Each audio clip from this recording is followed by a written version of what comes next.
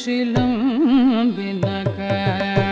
உள்ளறையன் கோயிலில் வெள்ளை வேளி சங்கின் பேரறவும் கேட்டிலையோ பிள்ளைய எழுந்திர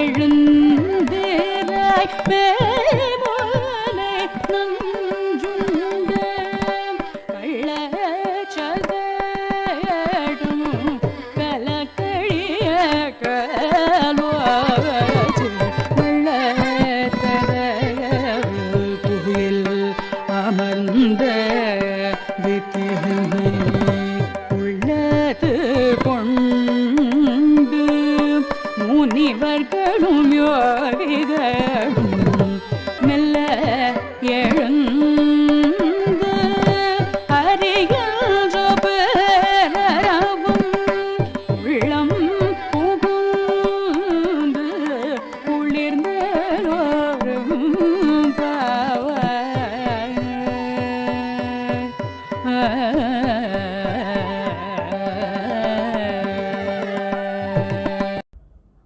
ஆண்டாள் திருவடிகளே சரணம். வேதம் அனைத்துக்கும் வித்தாகும் கோதை தமிழ் என்கிற பெருமை பெற்ற திருப்பாவை. இதிலே முதல் 5 பாசுரங்கள் உபோத்காதம் ஒரு முன்னுரையாக விளங்கியன. 6வது பாசுரம் தொடங்கி 15வது பாசுரம் வரை ஒவ்வொரு கோபிகையினுடைய திருமாளிகைக்காக சென்று ஒவ்வொரு கோபிகையாக எழுப்பிக்கொண்டு பின்னால் கண்ணபிரானுடைய திருமாளிகைக்கு செல்ல இருக்கிறார்கள். நமக்கு இங்கே சந்தேகம் வரும், ஏன் வந்தவர்கள் மட்டும் போகக்கூடாதா, எதற்காக ஒவ்வொருவரையும் வீட்டிற்கு சென்று எழுப்ப வேண்டும் என்று. எம்பெருமானை அனுபவிக்க வேண்டுமென்னால் அடியவர்களோடு சேர்ந்துதான் அனுபவிக்க வேண்டும், பாகவதர்களை முன்னிட்டு கொண்டுதான் பகவானை பத்த வேண்டும் என்கிறது மிக மிக உயர்ந்த அனுஷ்டானம். இந்த அனுஷ்டானம் நமக்கு வர வேண்டும், நம்முடைய நெஞ்சிலே பட வேண்டும் என்பதற்காகத்தான் ஒரு காலுக்கு 9 கால் என்று சொல்லுவார்கள். ஒரு விஷயத்தை 10 முறை 10 பாசுரங்களிலே ஆண்டாள் நாச்சியார் தெரிவிக்கிறாள். சரி, இன்னொரு கேள்வி, வெளியிலே சிலர் இருக்கிறார்கள், உள்ளே சிலர் உறங்கிக் கொண்டிருக்கிறார்கள் என்னால் அப்போ உறங்குபவர்களுக்கு கிருஷ்ண பக்தி குறைவா, வெளியிலே இருப்பவர்கள் தான் கிருஷ்ண பக்தி அதிகமாக உடையவர்களா என்றும் நமக்கு தோன்றும். ஆனால் உள்ளே இருப்பவர்கள் கண்ணனை நினைத்தவாறே மயங்கி விழுந்தார்கள், மயங்கி கிடக்கிறார்கள். வெளியிலே இருப்பவர்கள் கண்ணனை நினைத்தவாறே அவர்கள் அப்படியே துடிதுடித்து கொண்டு தூக்கம் பசி எதுவும் இல்லாமல் துடிக்கிறார்கள். அப்போ துடிப்பவர்கள் மயங்கி கிடப்பவர்களை உணர்த்துகிறார்கள் என்பதுதான் இந்த 10 பாசுரங்கள். இதிலே முதல் பாசுரம் புள்ளும் சிலம்பினகான் என்கிற 6வது பாசுரம். இங்கே என்ன நடக்கிறது என்னால், வெளியிலே ஏற்கனவே புறப்பட்டு விட்டார்களே ஒரு கோஷ்டியாக, அவர்கள் ஒரு கோபிகையினுடைய வீட்டிற்கு சென்று அவளை எழுப்புகிறார்கள். எழுந்திருமா, பொழுது விடிந்து விட்டது, கண்ணனுடைய திருமாளிகைக்கு செல்ல வேண்டும் என்று எழுப்புகிறார்கள். அப்பொழுது உள்ளே இருப்பவள் சொல்கிறாள், இன்னும் பொழுது விடியவில்லை, பொழுது விடிந்ததற்கு என்ன அடையாளம் நீங்கள் சொல்லுங்கள் என்று இவர்களை பார்த்து கேட்கிறாள் அந்த உள்ளே இருப்பவள். அதற்கு வெளியிலே இருப்பவர்கள் பொழுது விடிந்ததற்கு சில அடையாளங்கள் கூறுகிறார்கள். புள்ளும் சிலம்பினகான், பறவைகள் ஒலி எழுப்பான் என்றன. அறிவற்ற பறவைகள் கூட இங்கே அந்த நேரம் வந்தவாறே பொழுது விடிந்தவாறே எல்லாம் ஆரவாரம் செய்ய தொடங்கிவிட்டன என்று அது ஒரு அடையாளமாக சொன்னார்கள். உடனே உள்ளே இருப்பவள் சுலபமாக மறுத்து பேசிவிட்டாள்.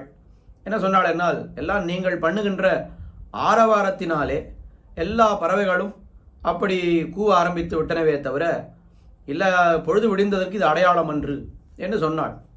உடனே வெளியிலே இருப்பவர்கள் வேறொரு அடையாளம் சொன்னார்கள். புள்ளரையன் கோயில் வெள்ளை விழிசங்கின் பேரறவங் கேட்டிலையோ. புள்ளரையன் என்னால் கருடனை வாகனமாக உடைய எம்பெருமான், அவனுடைய கோயிலில் வெள்ளை விழிசங்கு, வெண்மையாக இருக்கக்கூடிய சங்கு, அந்த சங்கினுடைய நாதம், சங்கநாதம் உனக்கு கேட்கவில்லையா? பொழுது விடிந்தால்தானே கோயிலிலே சங்கநாதம் செய்வார்கள், அதனால் பொழுது விடிந்து விட்டது. இதையும் மறுத்து பேசி வருகிறாள் உள்ளே இருப்பவள். அதாவது இங்கே என்ன நடக்கிறது என்னால், அது ஜாமத்துக்கு ஜாமம் அந்த சங்கு ஊதுவார்கள். அதனால் இது ஜாமச்சங்கு தானே தவிர பொழுது விடிந்ததற்கான அடையாளம் அன்று என்று சொன்னாள். நன்றாக கவனித்துப்பார் நாங்கள் சொன்ன வார்த்தையை. வெள்ளை வெளிசங்கின் பேரரவங் கேட்டிலையோ. ஜாமத்துக்கு ஊதுகிற சங்கும் அதிகாலையில் ஊதுகின்ற சங்குக்கும் வித்தியாசம் இருக்கிறது. அதைத்தான் நாங்கள் சொன்னோம். எப்படி எத்தனை சொன்னாலும் அவள் பதில் சொல்லிக் கொண்டே இருக்கிறாள். உடனே அவளை பார்த்து பிள்ளாய் எழுந்திராய். பிள்ளாய் என்னால் அறிவில் குறைந்தவளே என்று அர்த்தம்.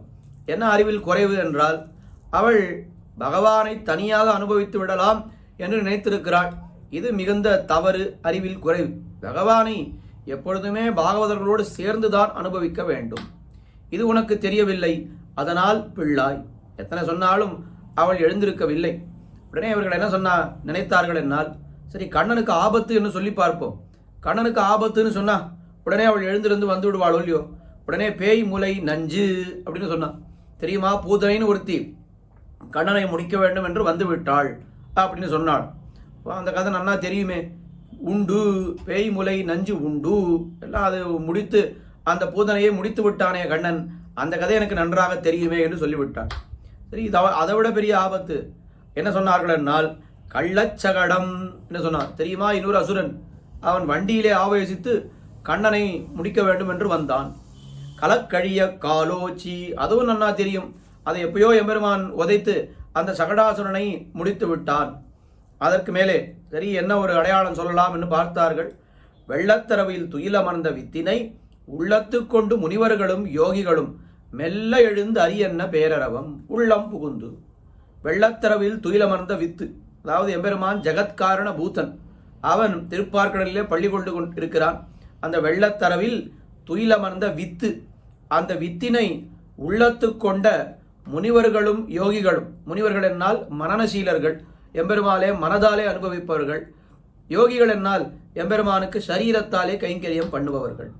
அந்த முனிவர்களும் யோகிகளும் மெல்ல எழுந்து மெதுவாக எழுந்திருந்து ஹரி ஹரி ஹரி என்று எல்லோரும் நமக்கு சாஸ்திரங்கள் என்ன கூறுகின்றனவென்னால், அதிகாலையில் எழுந்திருக்கும் பொழுது ஹரி என்கிற நாமத்தை சொல்லிக் கொண்டுதான் எழுந்திருக்க வேண்டும்.